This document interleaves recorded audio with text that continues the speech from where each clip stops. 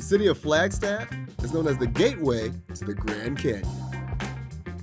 But it's so much more than just that. Flagstaff is an outdoor recreationist paradise because views of this small city from above and views from below show off a gorgeous, green, lush, mountainous landscape where everything grows and thrives.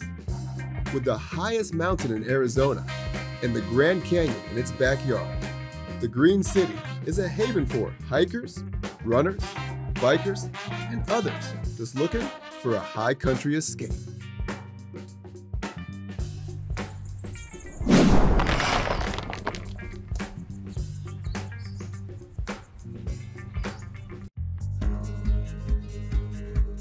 Trail Mixed is made possible in part by a gift from Sue and Bill Ahern.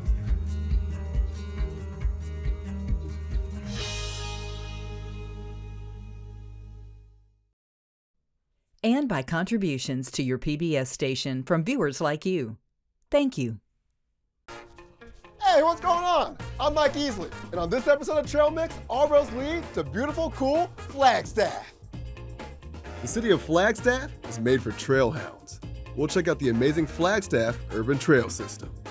Plus, in Winslow, a hike into the stunning Chevelon Canyon in search of hundreds and hundreds of petroglyphs. You've got to see the Rock Art Canyon Range. And time for another hiking tip. Who has the right of way? And later, a hiking gem that seems pretty urban until you find yourself in the middle of a wondrous canyon waterfall. Are you ready? Oh, you know I'm ready. Trail Mix starts right now.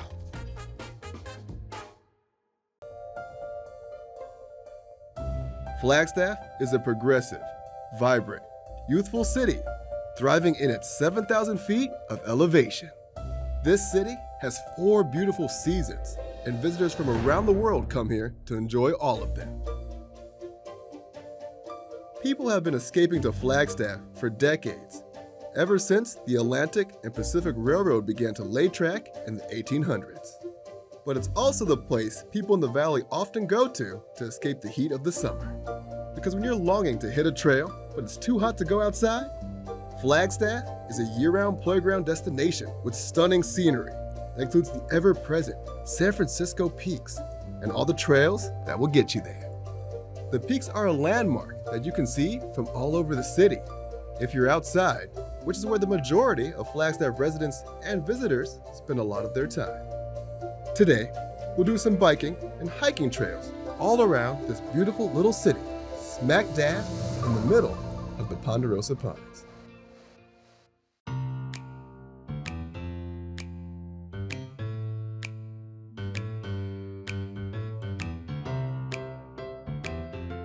It's no secret that Flagstaff is a city made for those who love and thrive in the outdoors.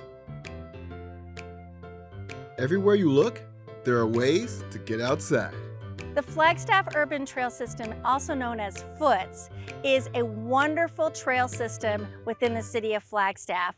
I use it personally all the time. I can walk the trails and be at my office on a beautiful trail in about a mile from my house. We have over 56 miles of Flagstaff Urban Trail System that people can enjoy, anywhere from doing an easy hike to a moderate hike to even more difficult, just right outside of historic downtown. From above, Flagstaff lives up to its beautiful Green City reputation. Thousands of ponderosa pine and trees lining streets and filling up neighborhoods with every shade of green imaginable. But if you look closely, you can see that there are dozens of interconnecting trails running through these communities. You've got as many as 40 trails to select from on the Flagstaff Urban Trail System, or FOOTS. We have a digital map. We also have a physical map that you can certainly enjoy, and you pick that up at the Flagstaff Visitor Center. It's recommended actually that be your first stop when you get into town. And there are trails throughout the city to enjoy, to get out there outdoors, to enjoy the fresh air, see some wildlife, and enjoy a picnic and get some exercise. It's a great way to either hike, bike, or jog along the system. Rent a bike if you didn't bring one. We have some bike shops to enjoy, as well as e-bikes that you can use on the trail system as well. It is a fabulous morning daytime activity on the Flagstaff Urban Trail System. Foot trails are perfect to hike, bike, stroll, and run, whatever you're into. We took a loop.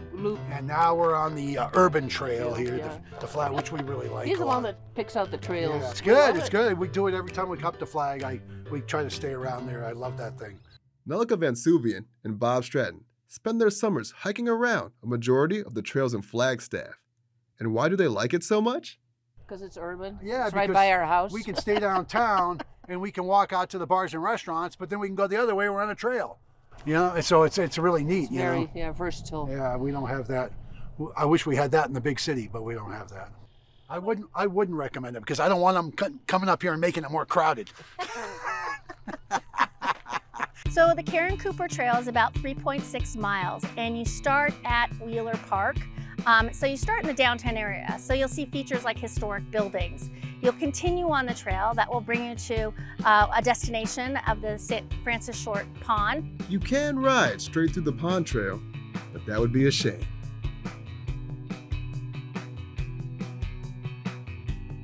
Well, this is one of my favorites because it is near where I live and it's close to downtown. So where it is on the trail, I'd say it's near the beginning portion of the trail as you leave Wheeler Park. So it's a pretty quick walk as you traverse through the trail system, and some of it is single track. So you can take a nice casual stroll on that walk. Be aware of other hikers and bikers and joggers. As you approach it, you'll have this beautiful viewscape of the San Francisco Peaks. And the San Francisco Peaks are the highest point in Arizona. Humphreys Peak is 12,633 feet. It's up there, it's high, and you have a gorgeous place to enjoy that right here at Francis Short Pond. While you're here, you can watch the wildlife. You hear birds and ducks all around me. You may see ospreys coming down to select a fish out of the water right in front of you. It is stocked with rainbow trout, and there's also catfish in this pond as well. This pond is one of our treasures, and it is regularly maintained and enjoyed by residents and visitors. It's easily accessible. So on the trail, you can easily hike from Wheeler Park, or you can park at the area ball field right around it. The trail also takes you through quaint streets and historic houses. This bike trail is not geared for mountain bikers or competitive racers. This trail is, well, urban, and it takes you throughout the city. And as you glide along, you're bound to feel those cool Flagstaff breezes on your face, and an airy, light feeling is guaranteed to descend all over you. So, what makes the Flagstaff Urban Trail System, or some call it FOOTS, so amazing? It has to be the variety. One moment, you could be chilling by a nice, cool lake. The next moment, you could be surrounded by pine. Overall, I think they've done a pretty good job, and how insulated you are from the path. Even if you are on a sidewalk for a little, in between section, you're never like fully exposed to the road. So it's like 99% safe, like at all times, which is, kind of a nice feature. And the fact that it intertwines around everywhere around the entire city, I think it's pretty cool. Phoenix cyclist Ben Reynolds discovered the Flagstaff Urban Trail System almost by accident. The first couple times I rode it, and kind of started figuring it out, I was really impressed. Like, I didn't even know it actually existed till I think it was on a Flagstaff information group that somebody had brought it up. And I didn't realize it was basically in my backyard. Hikers too love the way trails wind seamlessly in and around the city, mostly shielding them from big traffic, letting them focus on all the trails ahead of them. Actually, where I live, it's right against the National Forest, so it's sort of a different trail system. But yeah, Flagstaff is just interlaced with all kinds of trails. The city's done a really ambitious job of that. So most people, wherever you live, have something fairly accessible, for whatever use you want, whether you're pushing a baby carriage or walking your dog or jogging or just want a little peace and quiet or modest exercise or whatever you want. It's all here without going very far. So we're really fortunate to live where we have such a variety within a pretty short reach.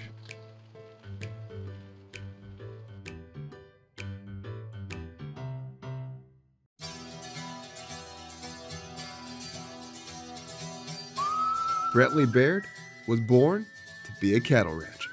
With some stunning discoveries on his rock art ranch south of Winslow, transformed the old cowboy and his family into keepers of history. Ever since Brantley was a kid, his family has been finding native artifacts on the property. Many were passed down through generations of his family, which has deep Arizona roots. Anasazi ruins and vessels have been found on his ranch land for years. The family has filled a steel frame barn with baskets, tools, pots, and other artifacts. Some of the pottery has been found buried completely intact, intricately painted with amazing designs. The collection is phenomenal. To hike and explore Brantley's ranch, you have to call ahead and make a reservation. We drive 3 miles across his ranch in his pickup, and he leads me down a path to a shed. All around the shed are hundreds of shards of pottery. Inside the tin shed are the remnants of an excavation of an ancient pueblo. They figure there's 3 families lived here. 1, 2, 3, and they figure that they could have been 2-story buildings. They don't know, but they figure they could be. That is the actual footing. Ain't that beautiful? Right here? Right there. Okay. But they figure this 1500 AD. How they figure, I don't know, unless they carbon date some way. But that's what they figure this right here. It was 1500 AD. Archaeologists and anthropologists with the Smithsonian Institution, the Heard Museum, and our state's universities have visited it regularly in the past. But a few years ago, Brantley stopped the excavations. I didn't want them to bother anything else, to show the people how they lived, and that's good enough. Next, Brantley shows me some native hogans. Brantley, what is this? Okay, this in here is where the males came in at night and slept. They didn't live in here. Nobody lived in here. The males, the guys lived outside. They only come in here on a cold night, and then they build a small fire here, and this is where the smoke would go out. But that's all it was just they call it a male hogan. Okay, and what is the name of the structure right here? This is a female hogan. This is where the lady lived. That's the difference in this one and that one.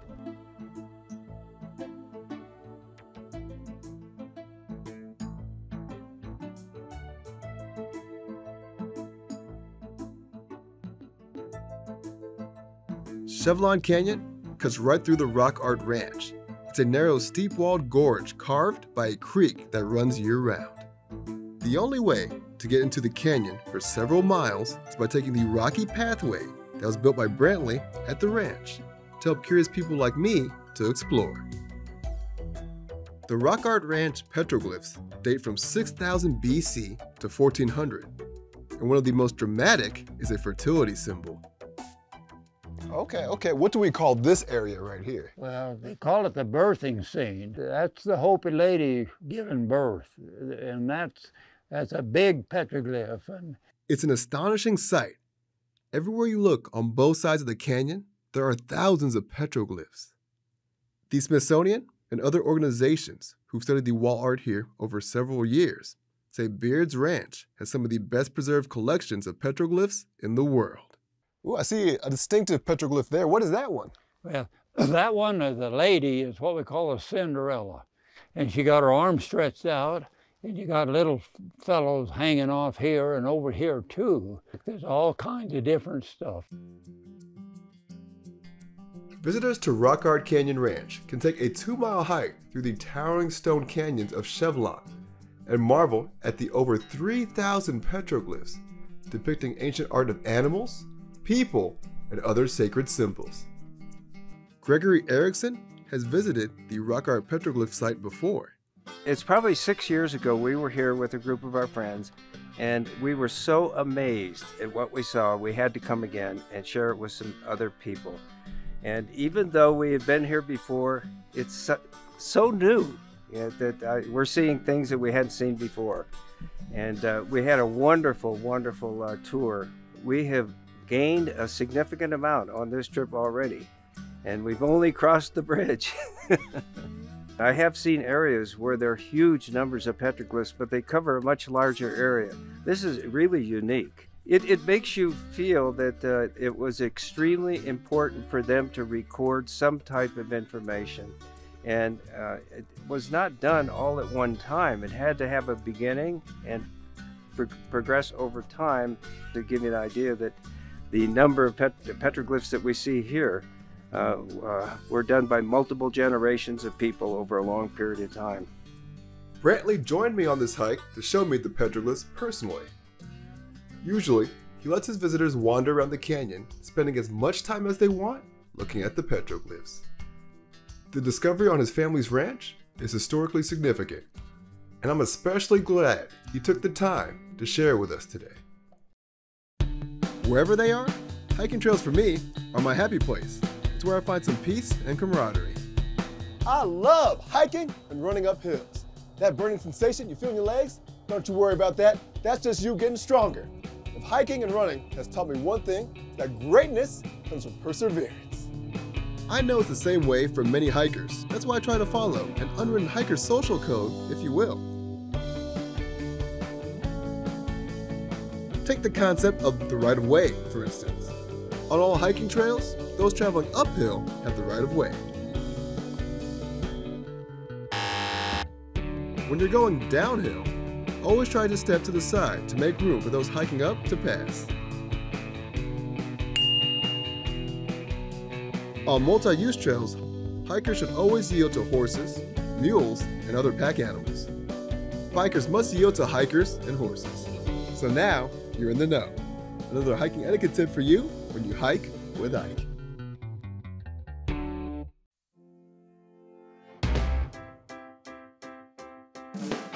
As we search for trails all over Arizona, we often find some interesting history. On this day, we came upon the historical Chevelon Creek Bridge, which sits over this beautiful gorge of vertical limestone cliffs. If you're into historical infrastructure projects, this is your bridge to the past. This Chevelon Creek Bridge was the first ever truss bridge built by the state of Arizona, shortly after Arizona became a state. Apparently, back then the deep, rocky canyon over Chevelon Creek formed a, quote, practically impassable topographic barrier to the Santa Fe Highway across northern Arizona. In 1912, the newly formed Arizona State Legislature appropriated $5,500 from the State Board Fund for construction of a new bridge. On October 12th, the state contracted with the Missouri Valley Bridge and Iron Works for construction of the bridge. According to historical bridge inventory documents, Arizona accepted the completed bridge in July 1913 for a total cost of $4,985. Once completed, the Chevelon Creek Bridge carried mainline traffic on the Santa Fe Highway. Then just a few short years later, sometime between 1917 and 1924, there was a highway realignment and moved the route and traffic north of the Little Colorado River. The beautiful bridge was relegated to county road status. Back in 2014, the Chevelon Creek Bridge was rehabilitated.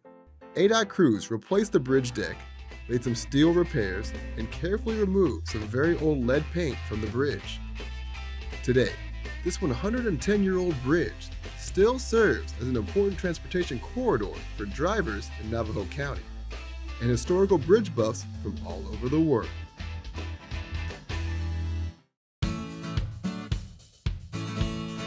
"15 minutes east of downtown Flagstaff, just off Route 66, is the Chevelon Canyon Natural and Cultural Preserve. The Tom Moody Trail here in the preserve sits at the edge of industry. But don't let that stop you from checking out these views.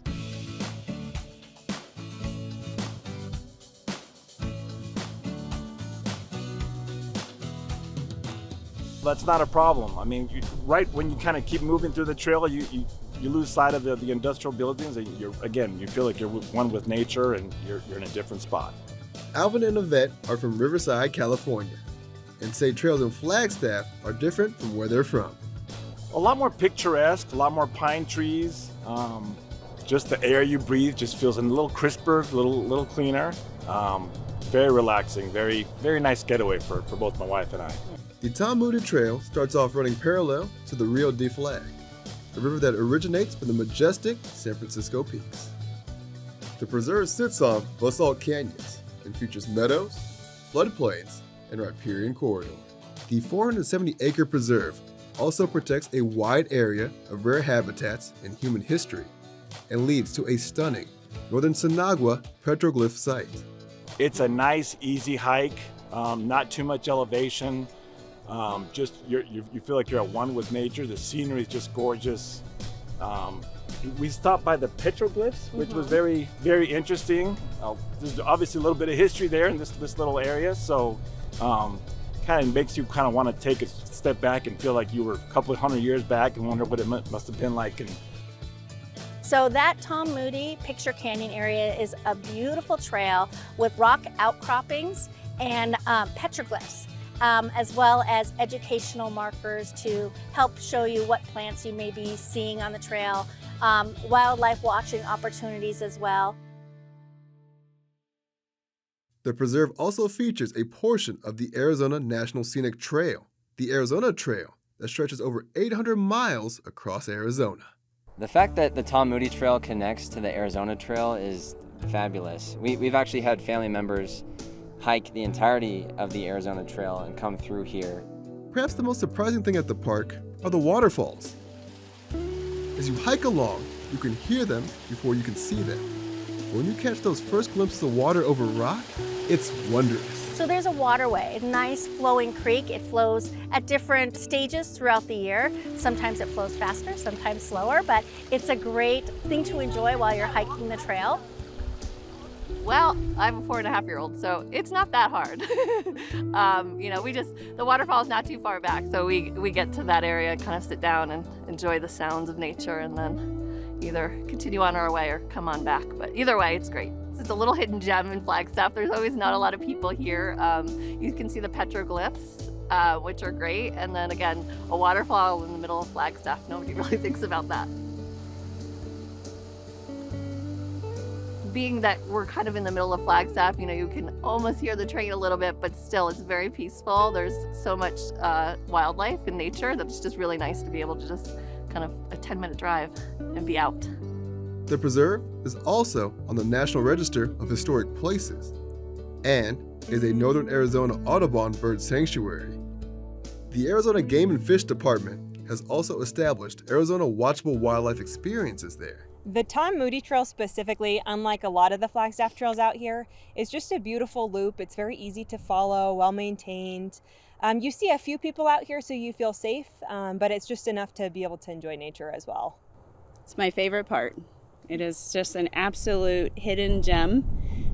You see the trail sign saying Picture Canyon, and you just don't even know what you're going to expect.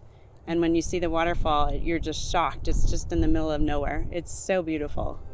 Waterfalls, birds, and a beautiful day in Flagstaff. What more could you ask for?